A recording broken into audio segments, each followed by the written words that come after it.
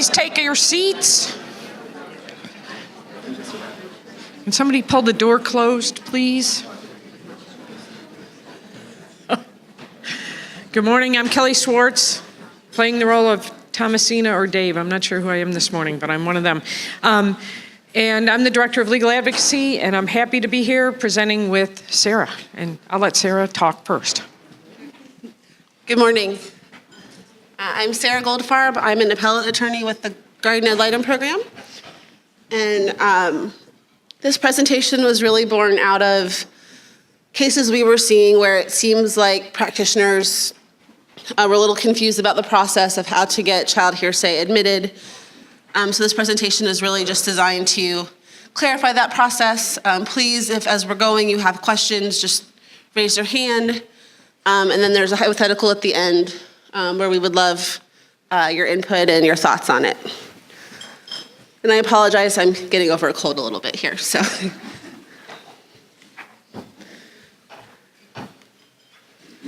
So yeah, we're not going to take up the whole hour and a half. We don't have that many slides, so please feel free to jump in and heckle if you want, but ask questions, make comments. And then this PowerPoint is not available on the website at this point. If you would like it, please either come up to me after the presentation or our emails are contained at the end. Shoot us an email and we will send it to you. So just the basics, as we all know. Actually, let me start. How many in this room are lawyers? A lot of you. Okay, so as most of us in this room know, hearsay is a statement other than one made by the declarant while testifying at a trial or a hearing. So what we're talking about today is statements that children make outside of a courtroom. They may say it to their guardian ad litem, to their teacher, to the child protective investigator, and what we need to do in order to get those statements admitted in court. Because typically, an out-of-court statement is not admissible evidence. So can I ask, how many people have done a child hearsay motion? Okay, quite a few. And how many have seen them, like you didn't do it, but you were in court or saw one done? Okay, very good. So we've included the statutory language here. I'm not going to read the whole thing. It's a long statute. But the best advice that we can give is start with your rule. Your rule lays out the procedure. It tells you need a hearing. It tells you need specific findings. It talks about what you need to discuss at that hearing. So if you're ever confronted with this in the middle of trial, which does happen, go to your rule and just follow the rule and it'll get you most of the way there. And it's in the evidence code, and that sounds silly, but I had an attorney one time in court ask me, where in chapter 39 is the child hearsay? And I said, it's not. I said, it's not, it's in the evidence code. And she said, oh, do you have a copy of the juvenile evidence code? So I said, I know it looks different in Dependency, but it's the same evidence code, really. So no juvenile evidence code, it's the same one we all use. So to go over the rule, just in very general terms, the child hearsay exception is designed to allow the admission of a child's hearsay statements. And the way the statute was written balances the victim's rights with those of the parent or the accused. The rule applies in criminal cases as well. And is designed to protect, in the criminal case in particular, protect some confrontation issues that come up through the Constitution. Those may or may not come into play in your child dependency proceeding, but that's kind of where the focus on reliability of the statement comes from. Generally speaking, the child hearsay evidence rule is going to be the primary way that you're going to get child hearsay into evidence. You could have another exception, such as spontaneous statement, excited utterance, or statements made for diagnosis and treatment. You're not going to see those very often, and there is some case law out there that talks about Rule 803.23 being the primary means for introducing these statements. Particularly when it comes to diagnosis and treatment, you do need to be careful because statements made to a doctor employed by a child protection team can sometimes be challenged on the basis that that person is investigating, the statements that are made are not really for diagnosis and treatment. Identity of the perpetrator, though, is never admissible. It's not relevant to diagnosis and treatment. So if you have a statement from the child to the child protection team physician that, these bruises, my dad caused these bruises, my dad hit me. You can get in a statement of, I was hit purposefully or intentionally, but you can't get in that dad is the one that did it. And I really tried to make the argument one time because I said, well, this is child protection team, right? This is what they do, is protect kids. They need to investigate and figure out what's going on to come up with a treatment plan. And, I said, they need to know who the perpetrator is. That's part of the diagnosis and treatment, right? No, it didn't fly, but I tried it. So those statements, though, can come in if you comply with the child hearsay exception rule.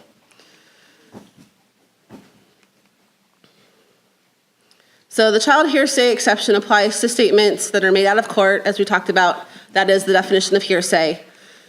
By a child 16 or younger, or a child who has the physical, developmental, or emotional age of a child of 16 or younger. So if you have a 17-year-old who has an intellectual disability I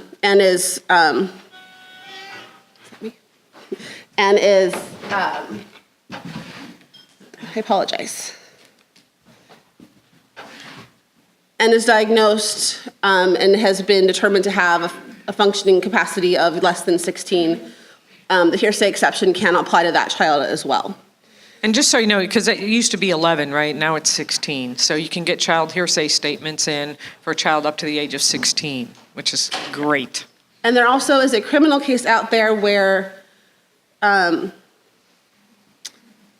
I'm going to come back to that later. And then the child statement must be describing an act of child abuse, neglect, or sexual abuse. If the child is describing something that might be problematic but does not qualify as one of those, the exception is not going to apply. And then the child does not have to be the direct victim of the act that's being described. So if you have a parent sexually abusing a child and another child witnesses it personally and then makes a statement about what they saw, that statement is admissible, even though that child was not the direct victim. To contrast, if you have a situation where one child told another child about what was happening, and then the second child told an adult, the second child's statement is not admissible. That's something they witnessed or that occurred to them. So as we talked about, an out-of-court statement is basically a statement made without the benefit of cross-examination.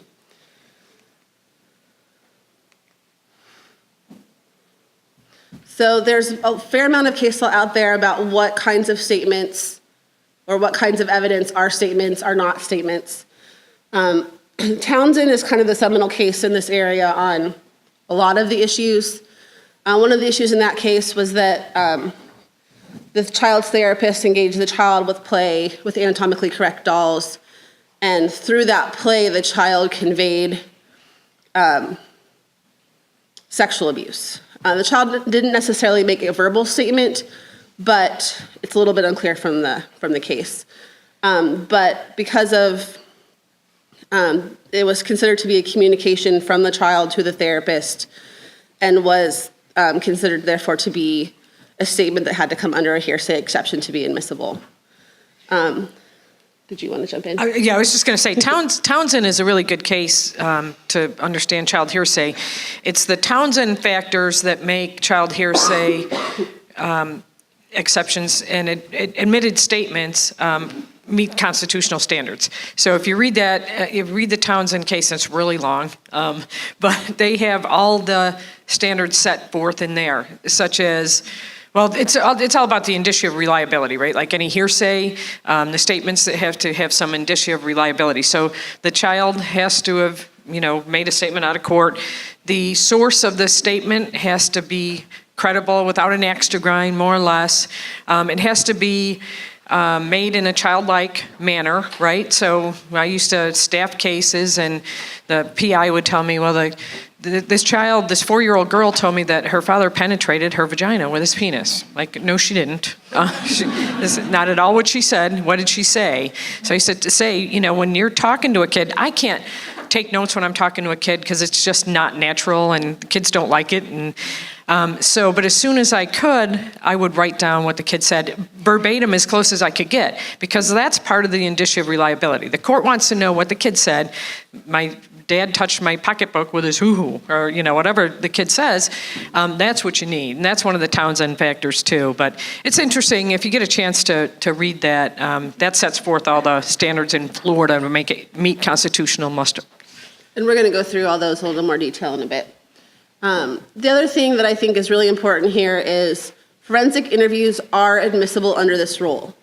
So if you have a taped forensic interview, that's going to be your best evidence than someone saying, this is what the child said. You have the child's actual words and demeanor for the court to observe. You just need to follow the procedure to get it admitted as child hearsay.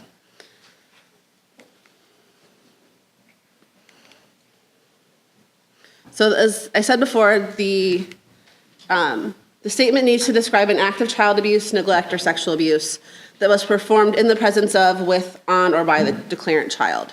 So again, what a child is told by somebody else is not going to be admissible under this rule, but the child, it doesn't have to be, the child themselves doesn't have to be the direct victim.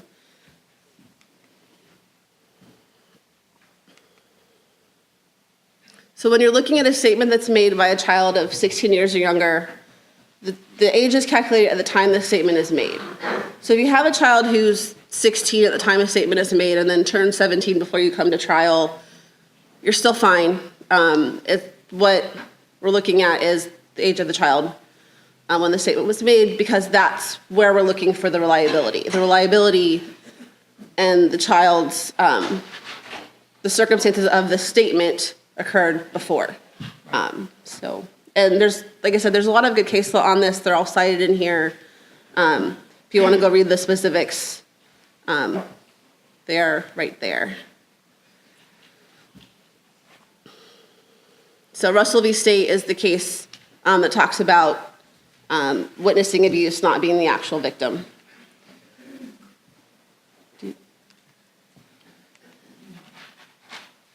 So the key to all of this is going to be whether the statement of the child is reliable and trustworthy. The other component to admission, though, is that the child then either has to testify or the child has to be unavailable and there has to be evidence corroborating the abuse. And we're going to get into the second prong of this in a minute and just focus on reliable and trustworthy.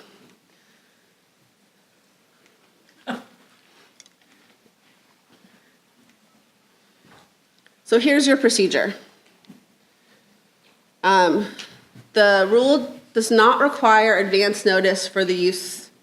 It doesn't require it for advance notice for child hearsay in civil cases. There's a section of the rule that talks about in a criminal case, 10 days notice is required. As you'll see at the bottom of the slide, best practice, don't do that. File your motion written ahead of time, get the issue resolved. But I've seen some cases recently where it comes up in the middle of trial, and most of the time the court gets it right. They stop what they're doing, they hold their hearing, the court makes the ruling, and then they move forward. And those have been upheld by the appellate courts, mostly through PCAs. I haven't seen a written case on it yet. So don't bank on that, please, but also don't freak out if you get to the middle of trial and the hearing didn't happen before you got there. Yeah, and I've seen sometimes where an attorney will not file a motion and show up the day of TPR trial and say, here, now I have my child hearsay motion, file it the same day. And judges don't like that, and rightfully so. I mean, we don't do trial by ambush, right? So best practice, definitely file a written motion. And I'm confused. I'm going to talk to Sarah about this because this is interesting to me, but I'm trying to think of a circumstance where you wouldn't know you had a child statement until you're halfway through a trial. So It's not from, I would say from, it's not common. it's not common, and it's not really that we didn't know, it's just that nobody filed a motion and they didn't know they had to have a hearing before they got there. It just seemed to be not kind of being completely aware of what is required. Okay. So it's a fixable error, just please don't do it. Right, and like Sarah said, the rule appears to allow for us to just do it the day of trial, but don't do that. Right. The judges won't be happy, and it's not fair. No, I agree. In contrast, if you do not have a hearing and you do not get findings, that is reversible error. There's no question about it. We'll have, your appellate attorney will be very unhappy. They'll probably have to concede the error. We don't like to do that. So please always remember you need the hearing. We'll get into the findings that are required, but they need to be specific. They need to be explicit. So it's not going to be enough for the court to say, I've heard the testimony, I'm finding the statement reliable. It really needs to include the Townsend factors that Kelly was referencing earlier.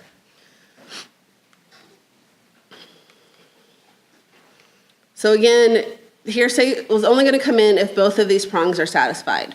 Reliable and trustworthy, and either the child testifies or the child does not testify, but there's corroborating evidence.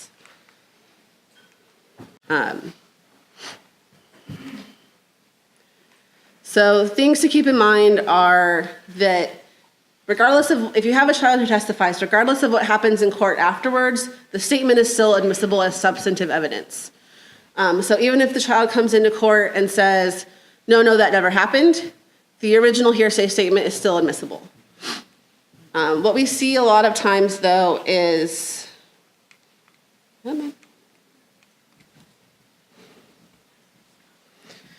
kids who come in and say, I don't remember, or they say, I don't know, or they kind of refuse to answer. That doesn't kick your hearsay statement out. It may make the child unavailable for testimony, in which case you'll have to move on to your second prong of corroborative evidence. But the court will, and I think rightfully so, the court's going to weigh. So the child made a disclosure initially and then comes into court and makes a different statement, absolutely opposite from what he or she originally said. The court's going to consider both, weigh that and make a determination. So even though the first statement comes in as substantive evidence, you can't expect the court to just ignore any subsequent statements. Right. It's just, that's just reality. Right. No, it doesn't. But it doesn't affect the reliability part of the original statement. It does not. That's correct. But the court obviously is going to weigh what happens, what comes in, and Yep. sort of look at how the child is when the child gets on the stand. And like I said, there is some case law that says if the child says they can't remember, you're going to have to go through the second prong. If the child just says it didn't happen, you don't have to then go through the corroborative evidence piece to get the statement admitted, but you're probably going to want that evidence to prove your case. Mm-hmm.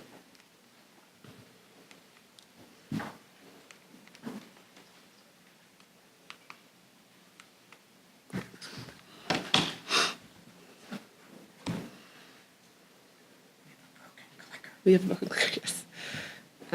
So again, here's another case that the statements don't have to be consistent in order to be admissible. I'm sorry?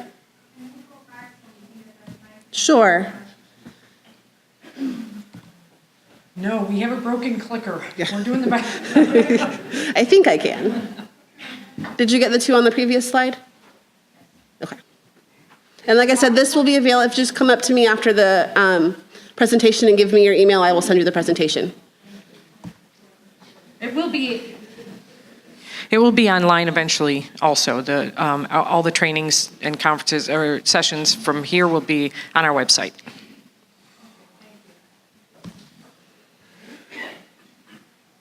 Okay, so you have a child who can't or won't testify.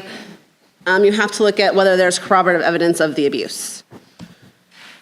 So unavailability, or if you have a child who you just don't think should testify for whatever reason, you can see if one of the basis for excusing their testimony would apply. Often with dependent children, you're going to run into the substantial likelihood the child will suffer emotional abuse if the child testifies. So, if the idea of confronting the parent and testifying in front of the parent, would just, emotionally devastate the child, you just need to file the motion and say this child is unavailable to testify. The court will often have you look at other options. Can we do in camera, in judges' chambers, in ways that the parent's rights can still be preserved, but the child's emotional health and safety can also be protected. And if the answer to that is no, you can get the child declared unavailable. And you can use therapist testimony for that. The court will often want to see the child, if at all possible, but there may be some instances where even that would be too traumatizing. And then if your child is incompetent, as we were talking about, too young to testify, has a disability that prevents them from being able to be subject to cross-examination, that will satisfy unavailability as well. And again, remember, competency and reliability are just two separate conversations. Let me ask you a question. The big problem that always exists, though, is that most therapists refuse to ever testify related to severe emotional abuse is about to occur if the child testifies. And maybe there's just no way to get a solution, but it just seems like that is the cardinal rule. Every time we talk to therapists, they will not make a statement to that effect. Well, How do you get around that? Well, what I've seen done is that the court can make the conclusion that the child will suffer from having to testify if you have a therapist who can say, with where this child is in therapy right now, having to confront the parent with the acts of the abuse would have these effects, not would constitute severe emotional abuse, but if you can kind of get them to back off and kind of say, here's what it would happen to this child, that can be a way around it. I think Kelly had something to say as well. Always. So I've had therapists testify to that this would be very devastating to this child. I've also seen people make the argument without having an expert, which you may win that hearing, but you're probably going to lose on appeal. Maybe not. I mean, if you have a 3-year-old with broken bones, is the court going to understand? Sometimes it's just common sense, right? That it's going to be very damaging to this child to have them come in and relive this story 5 feet from the perpetrator. So you can make that argument, but if you, does anybody else have that problem? You can't get an expert to come in and testify that it would be damaging to the child? Okay. Not too many. I've seen that testimony from therapists before as well. So it's not a universal problem. But that's interesting. We need better therapists up there, Mark. Yeah. Eric? Looking at the exact words, it's that severe emotional abuse. That's a term that can be argued. And that's the thing is when our therapist is on the stand, Mark and I are coming from the same circuit, is we'll get the therapist on the stand, and when you ask them point blank, they can't answer because they're not sure what that term means. They're not sure what severe emotional abuse is. Are they willing to sort of say what the consequences specifically to the child would be? We have to try to get around it. We can't ask them point blank, Right. is this going to have a severe adverse effect on the child? We have to ask Right. what could happen. So it ends up, instead of being a direct question, it takes 30 minutes to talk about what could happen, and then we have to make the argument. Right. It's not as simple as just asking, is this child going to be severely emotionally harmed or abused if they were to testify? So it's not as cut as dry as just saying, we have a therapist, they're going to say that this is going to be harmful. It takes a long time to try to formulate it, and then we have to argue it.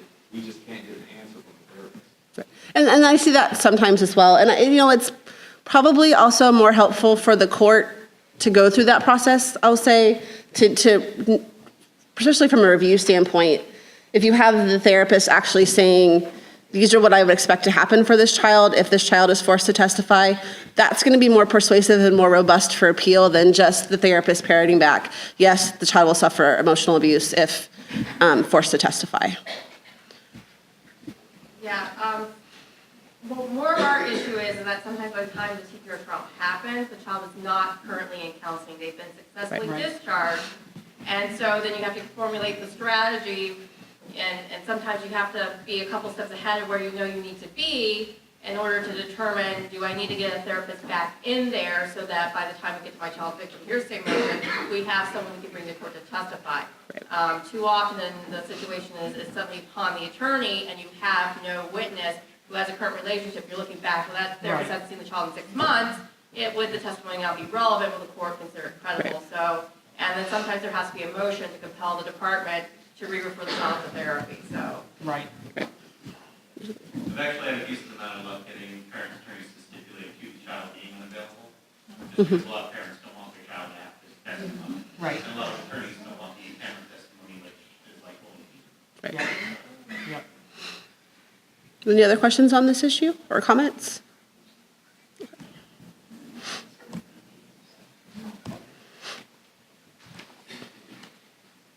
So corroborative evidence is not other hearsay statements. So even if the child made the same statement to 4 different people, you can't corroborate one of those statements with the child's other statements. However, other hearsay statements by other individuals can be used to corroborate the statement. So, the sort of the seminal case on this is that the child made a disclosure of abuse, actually against, I believe, 2 individuals. One of them later confessed, out of court statement. That confession can be used to corroborate the child's statement, but other statements the child made cannot. And again, you can't corroborate a hearsay statement with testimony that the child is telling the truth. You can corroborate it with testimony that the child's behavior is consistent with the disclosure.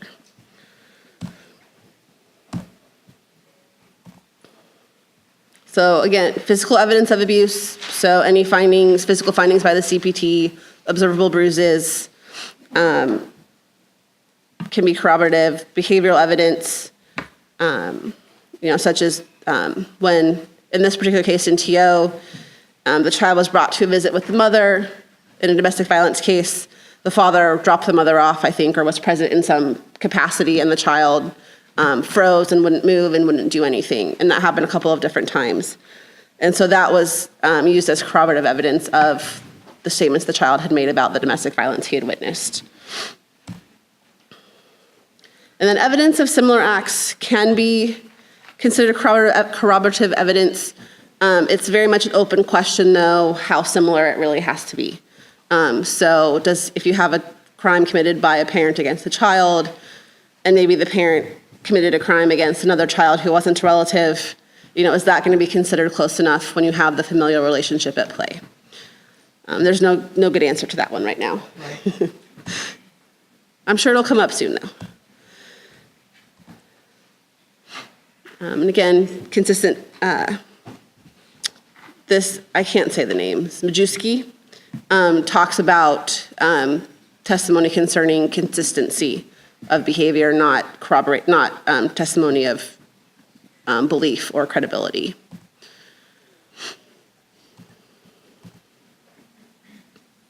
So just a little summary, what you're looking at here, out-of-court statements by children age 16 or younger that can be admitted if they are trustworthy and reliable, as long as the child testifies or is unavailable and there is corroborating evidence. Hearsay alone can be enough in a dependency case to meet a preponderance of the evidence standard. And there have been PCAs where child hearsay was enough for termination of parental rights. I wouldn't expect that to be the norm, though. So any corroborative evidence that you have, get it in there, because, again, for review purposes, the courts, when we're talking about hearsay, there are questions about reliability and, is what the child told somebody before trial started without any other evidence to corroborate it going to be enough for a court to say that, to meet the clear and convincing evidence standard? And probably not, right? I mean, For preponderance, yes. And there's a great case, I think it was on a second DCA a long time ago when I started doing this, but it said, we get it, it's dependency court, but it's still court, and you still need evidence. So, maybe a preponderance of the evidence standard, but probably not. And I would say never a clear and convincing standard if all you have are the child statements. And if you have a child statement, if you have only hearsay plus a child either recanting or not testifying to that statement later, you're not going to get there. So just, whether if you have a child who has to testify, that preparation to make sure they're comfortable to make the statements they need to make in court, or finding the corroborative evidence to buttress the hearsay statement. So we're going to do a little hypothetical. 6-year-old Johnny comes to school with a black eye. His teacher said, "What happened?" And he said, "My dad and mom were fighting all night, and my dad hit my mom, and she was crying. When I yelled at him for hitting her, he hit me in my face, and I fell down." Johnny is later sheltered. On your second day of dependency trial, the child's teacher is on the witness stand. After describing the child's injuries she observed and his demeanor at school the day of the report, the DCF attorney asked the teacher if the child said anything to her about how the injuries happened. The parents object on hearsay grounds. No pretrial motions were filed for the admission of the child hearsay. If some or all of the statement admissible, how would you go about doing it? So what are some of the things that stand out to you as considerations in proceeding to get this hearsay admitted? When we're talking about, first of all, great presentation.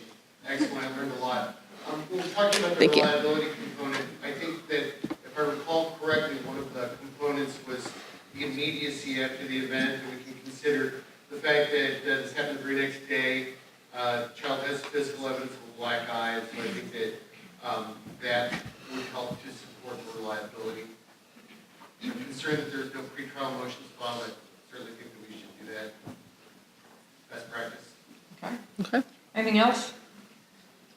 Yes. Well, the question that's being asked is if they're not asking for hearsay. They're just saying, did he ever say anything? Yes or no. They're not asking for the statements.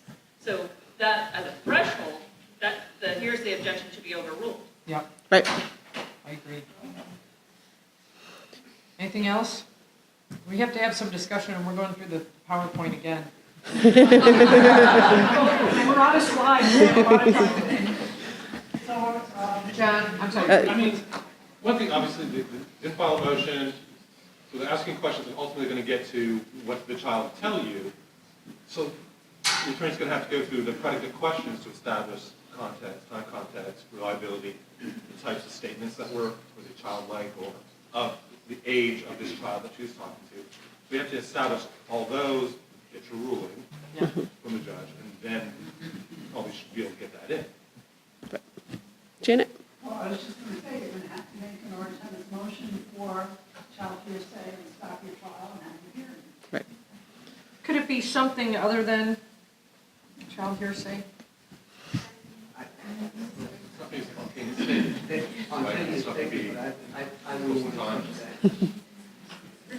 So it's not the child, had the child run into, the classroom and said, "I don't ever want to go home again, my mom hit me last night."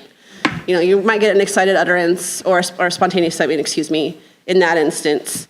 But again, some of those are also subject to some reliability analysis as well. Right. So always think through if any other exceptions apply as well. Don't forget that step, because it might be easier, it might not. This is a pretty articulate statement for a 6-year-old. It looks like it's pretty, like the teacher elaborated on it, made it sound Right, more organized than a 6-year-old might. Right. right. So the teacher interpreted and said that, right, rather than saying exactly what the kid said. Okay. Does anybody have a problem with it being in response to a question? It wasn't like, who punched you in the face, right? Now, that would be a lot different than, what happened? You see a kid with a bruise, you're going to ask, what happened? Right, anything else? It's an open-ended question. Yeah, So, I agree. Did your mom hit you? Your dad hit you? Right, right. Yep. Did the child testify? Well, what do you think? He's 6. Do you think the court's going to have is there going to be any issue with his testifying? I'll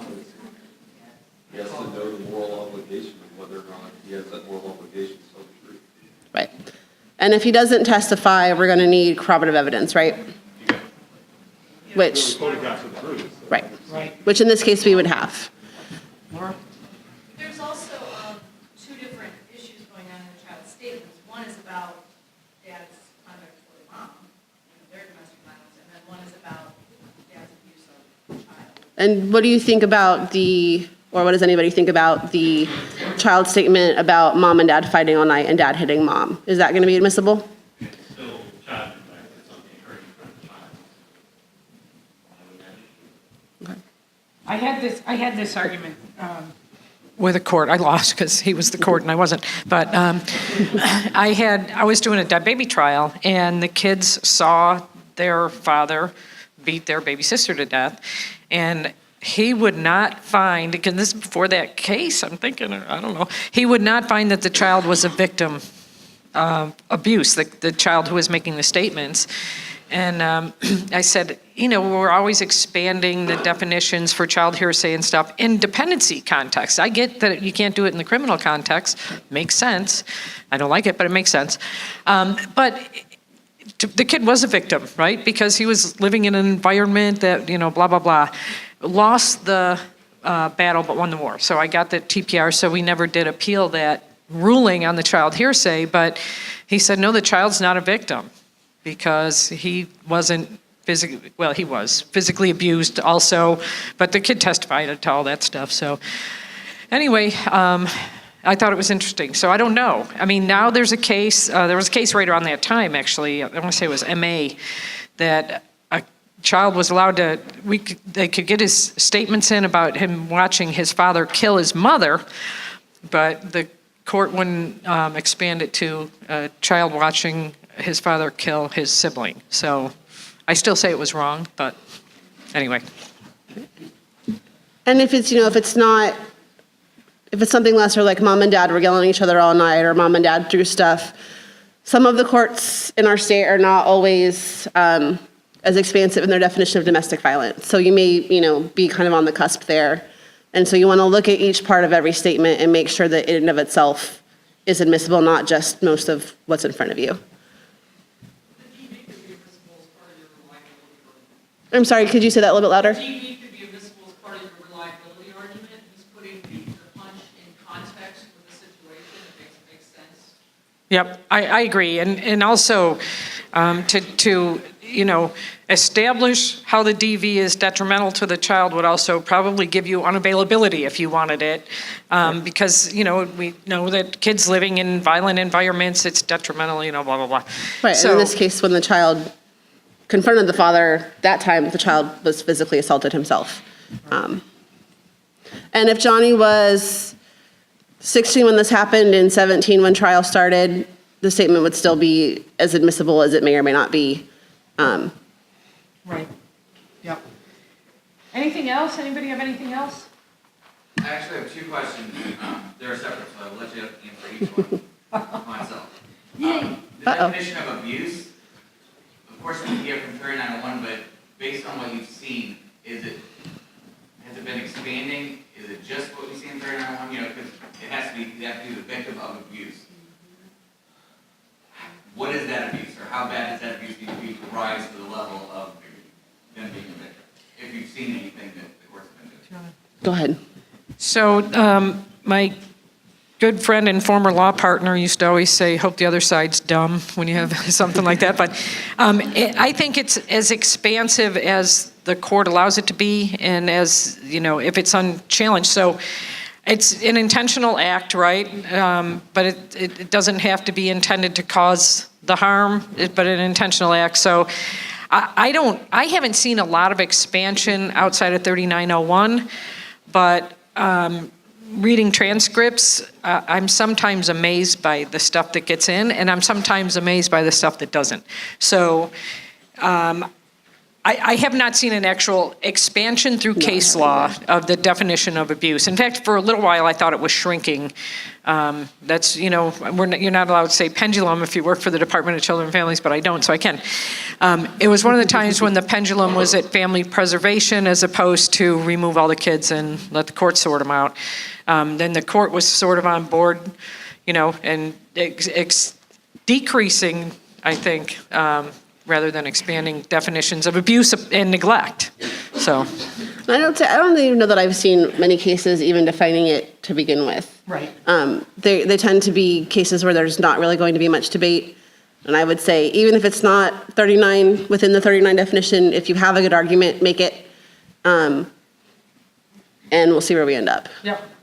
What's your other Second question? question, best practices, does the motion need to detail the exact statement that you're hoping to get in? Yes.